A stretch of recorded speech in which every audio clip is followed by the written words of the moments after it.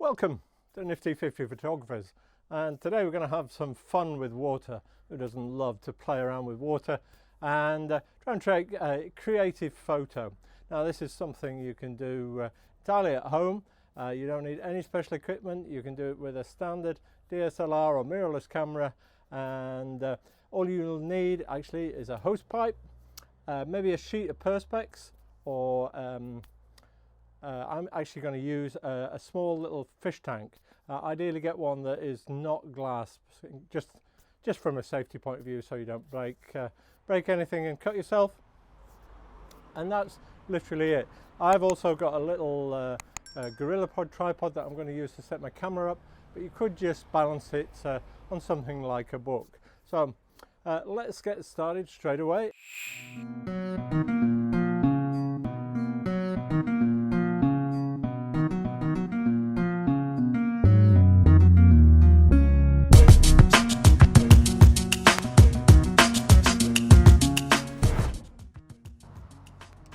Let's talk about camera settings. But what you're going to need for this is a really fast shutter speed, because you want to freeze the movement of the water that comes into the shot. And for that also you're going to need a wide aperture, because it looks best if the water closest to the camera is in focus and the rest of your composition is getting blurry and fading into the background. So I would set a wide aperture. Now I wouldn't go super wide. On this particular lens I can go as wide as f1.8, but probably somewhere around f3.2 if you can do that on your lens. If you've got a kit lens that limits you to something like f4, then you'll have to live with that. Now the other thing you might need to do is boost your ISO, and I'm going to boost mine up to 1000 so I can get that really fast shutter speed. I'm going to set my shutter speed to 1/6400th of a second. That's a bit of a mouthful to get out, but go as fast as you can. I can actually go up to 8000th of a second on here, but I think the slightly slower one I've chosen will work. What do we need in terms of equipment? Well, I'm going to set my camera up on a little Gorilla Pod, because I can make a very stable little platform, but you could alternatively just rest your camera on a book or something suitable that'll keep it stable. One of the things you need to make sure you do is get your camera as close as you can to the glass. Now that you've got everything set up, it's time to introduce the water.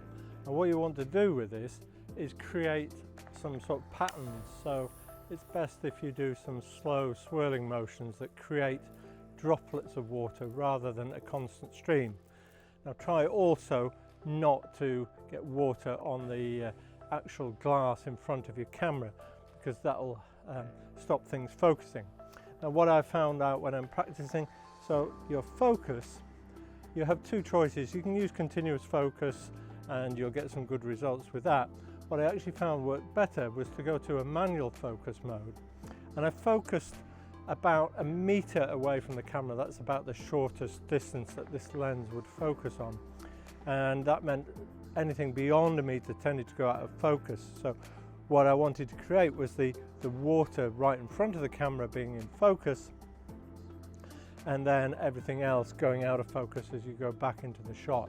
And I think that worked well. And what I was trying to do is create some sort of leading lines of the stream of water towards the camera.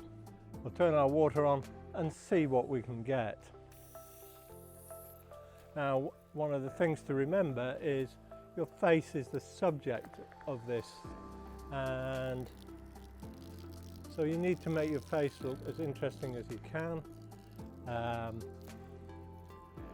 Don't forget about the pose you're having, because that's an important part of the photograph. Now I'm directing my water straight at the camera and looking into the lens. Now you may want to have the hose out of shot by having it lower down and creating some other effects like that. And it's really just a question of playing around with it and seeing what you can get.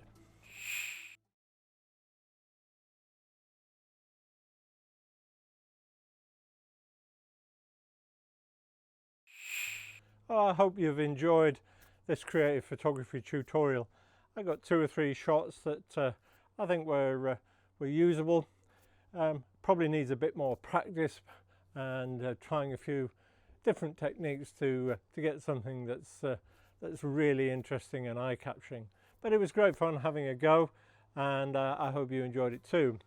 If you would like me to make some videos on other creative ideas, then do leave a comment below and I'll do the best I can. You can also share some of your photos in the Nifty 50 Photographers Facebook group. I'd love to see them, and I'm happy to give you my feedback and any tips and tricks you might like to know that would help improve your photography. I look forward to seeing you in the next video.